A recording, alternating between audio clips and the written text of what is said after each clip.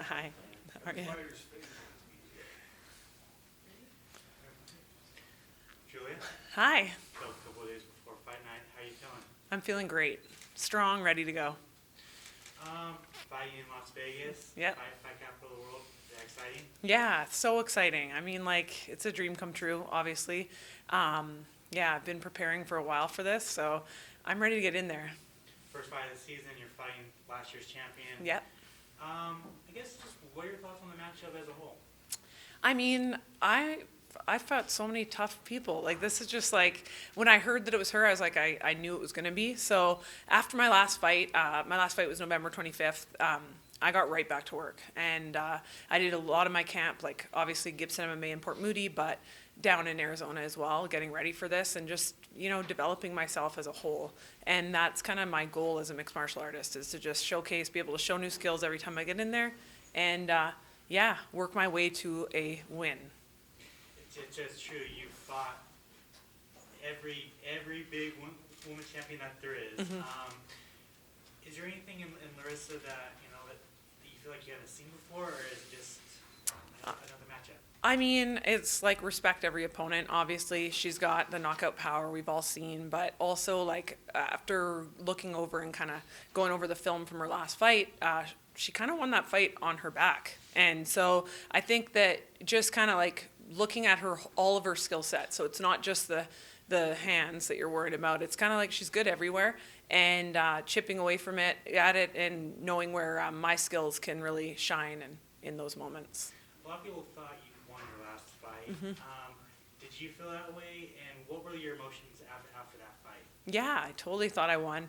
I mean, I know I had a tough first round, but like I came back in the second and third and I thought I won. But it is what it is. You know what I mean? It's like go back to the drawing board, get better, and make sure that you don't leave any fights that close, so that nobody can steal something from you if that's how you feel. So it's kind of like get back to work. No one cares. Work harder. How do you get your hand raised on Friday? Oh, by any means necessary. It's 1 minute at a time in there. Be patient and work my way to getting my hands raised and just feeling that I've been envisioning since the start of this camp. So yeah, however, I've got so much skills in the bag. So it's like, I just want to go out there and showcase who I am as a mixed martial artist. And I had an amazing preparation. So it's kind of weird. I feel really peaceful about this and just kind of like, I know I put the work in. So I feel deserving of it. Thank you. I talked a little bit to Lance about training in Arizona. I'm curious if I could hear your opinion on what you learned there, what it was like to train there. Yeah, it was awesome. It was awesome sharing the mats with so many great fighters and coaches, and like wrestling with Angel Cejudo and learning from him, and Santino DeFranco, Eddie Cha, adding all their kind of skill set to my game and seeing kind of getting to understand it more. It was like, I'm already great. So now how can I be better? How can I even show more of what I'm who I am? And they've just helped me to understand the game a little bit better, distancing a little bit better, just different techniques and stuff I could add to my arsenal and be better. So that's kind of my every day. I was just trying to get a little bit better until I finally got here, and I'm here. Is there a piece of advice that you feel like the biggest piece of advice that you've learned from them that you're going to bring into this fight? Yeah, I think it's what would I say the biggest piece of advice would be? It's like, be patient and let it go. Like, Santino was like, just fucking throw it. Like every time I'd get in there, because like I sometimes hold back, and so just unleashing it. I think that was kind of the whole memo that I got to carry into this fight. And looking ahead at the rest of the girls that you could be facing next, is there somebody in particular that you're looking forward to fighting? Do you want to get a rematch back with Aspen, or are you looking for a new opponent? What's kind of the plan going forward? I'm just willing, like I accept any challenge. So whoever it is, I'm excited about all of them though. There's a lot of, like, as I started looking through it, I'm like, there's a lot of good grapplers and good, like there's a kind of some interesting skill sets, and I always want to test myself against the best. And yeah, I'm excited. So whoever it is, but obviously I'm totally focused on Friday night and making sure that I come out on top. So that's my focus for now.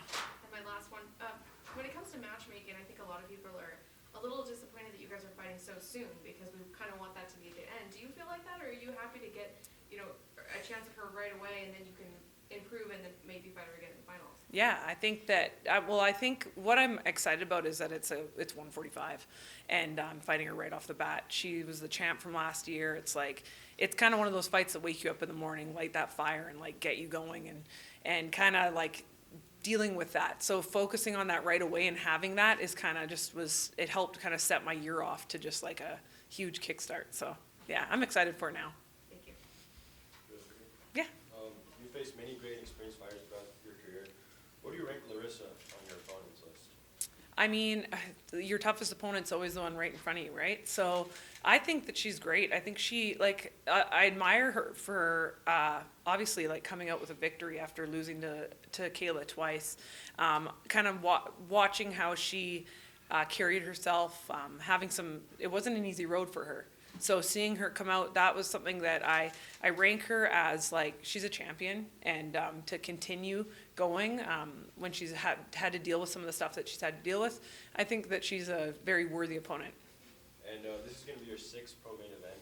Does it being held in Las Vegas like elevate the stakes for you, or is it just another fight? Well, I think MSG last year was like the dream place. So I think that this is like a very close second, I'd say, but I'm the main event now. So it's like, we're not the co-main. I just noticed that the fights got changed. We're the main event, and I'm ready for it. Like, I'm just so excited. Wherever it is, if it was in a backyard or right here, I get just as excited to fight. So, yeah. Julia, I know that you've probably thought about this fight a lot and how you feel this is going to end. Without sharing your game plan, can you maybe share are there different ways you see this fight finishing for you? I've seen it. I've envisioned so much, obviously, but I just think it's really important to take it one step at a time, 1 minute at a time, 15 seconds at a time, and just kind of work my way to that finish. And when I see it, jump on it. That's kind of what I'm going for. So whether it's with my Muay Thai skills or my grappling or my wrestling, I'm going to jump on that when it presents itself to me. Is there a particular fight in your history that you can point at where you say, if this Julia Budd were to show up, she's unstoppable?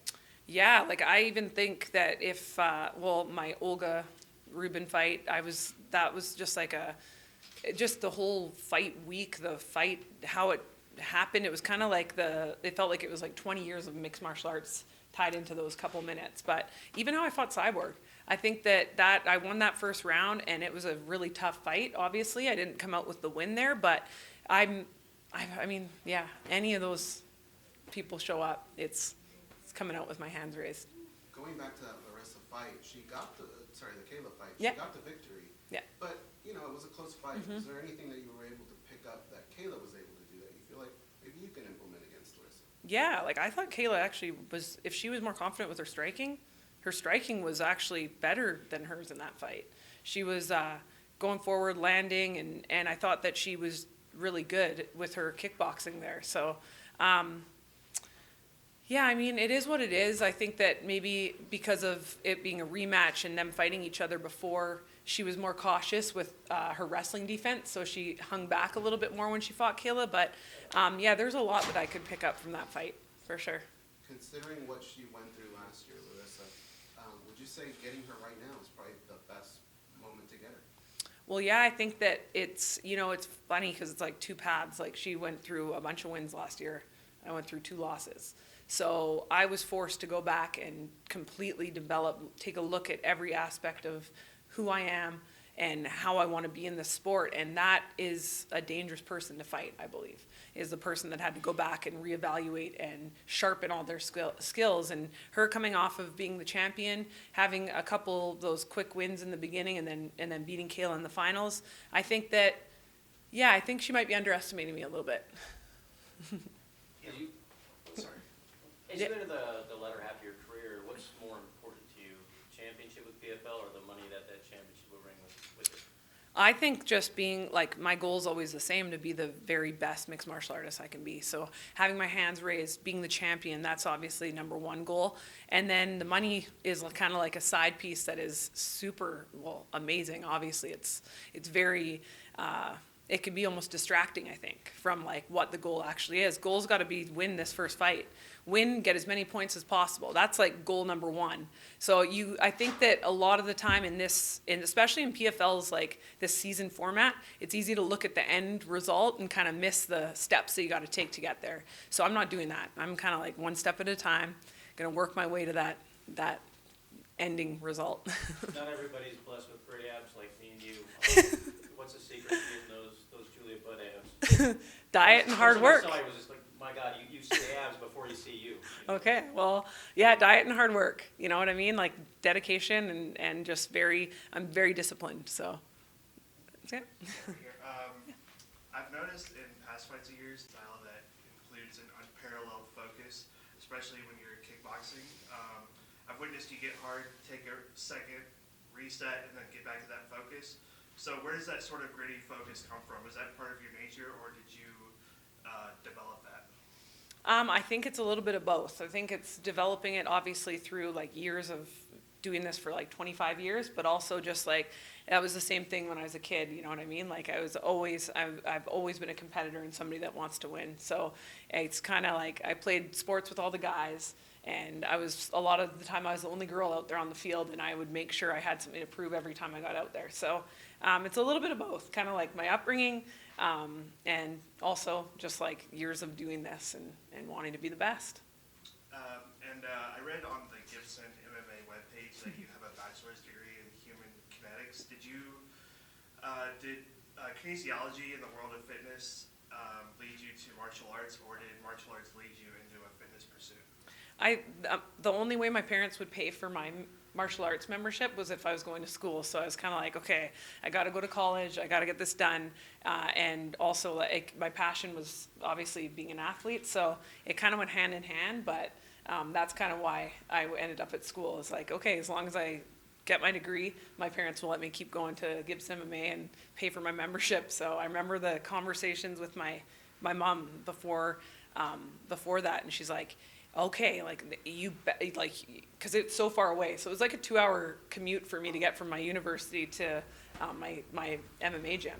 So just kind of like, yeah, those conversations, it was definitely, I wanted to be a professional fighter, but I had to do my school to get there, so. I Yeah. also pursued that in university. Oh, cool. But I switched to my third year, so. Oh, nice. Anyways, last question. Last week I interviewed Lance Gibson Jr. Yeah. He talked about his fishing hobby. Do you ever go fishing with him, and do you have a fishing story? Do I have a fishing story? Well, yeah, actually, I caught a coho, I think, right? A little baby coho, like a good size, but my fish is definitely a lot smaller than Lance and Lance Gibson seniors. But they go out for like 12 hours a day. It's like very serious. I'm like thinking I'm going to tan on the front of the boat and like throw the line in and maybe catch a fish here or there, but they're like serious diehards. So I kind of let it be their thing. Thank you. You're welcome. Best of luck. Given your last fight, Mhm. they're throwing you in here with last season's champion. Yeah. How important is it to have a short memory in MMA and also just keep the mental toughness for you?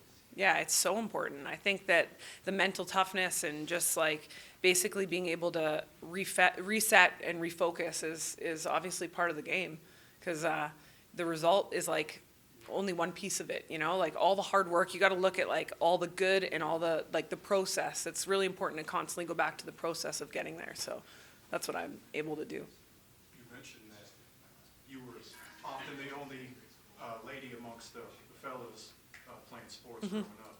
And is that where you learned how to fight? Was maybe on the ice rink maybe at some point? Yeah, maybe it wasn't necessarily hockey. It was more so like, it was just like in soccer and baseball, everything. It was like, you know, I played hardball and getting just like, it was scary a lot of the time because you're with guys and getting like cracked with the hardball, like right in the stomach, and getting back up because you don't want to look weak or whatever. Those kind of things were just areas in my mind that I was like, it got me angry instead of like wanting to quit. So I think definitely that's where I developed some of my toughness. Now, would there ever be a time in your life where you would ever fall back on those college credentials, those college chops that you have? Maybe, Once but it's all said and yeah. done after you've made $1 million and won a couple. Yeah, maybe. I mean, I'm like, I think that after all is said and done, when I look at it, I'm an amazing coach and I want to bring other people. I want to help other people pursue their dreams. Yeah, I'm getting like emotional even thinking about it. But yeah, that's something that's in my heart. Help other people follow in these footsteps, and that's something that I want to do. But I'm so focused. Like, this is one time in my life where I feel like I'm like, all my focus is going towards this. And a lot of the time it was like, well, as a woman, you're like thinking, okay, is it time to have a family? Is it time to do this? And you kind of feel split amongst a lot of different decisions in your life. And this is one of the first times I'm like fully committed, all in. I'm doing this because might be my last year fighting. This might be my last fight. So it's like one step at a time. I want to do this fight and I want to go out there and give it my all. And like I said before, unleash who I am. So I'm like fully all in. Well, thank you. Yeah, thank you. Thank you. Thank you. Okay, thanks, guys.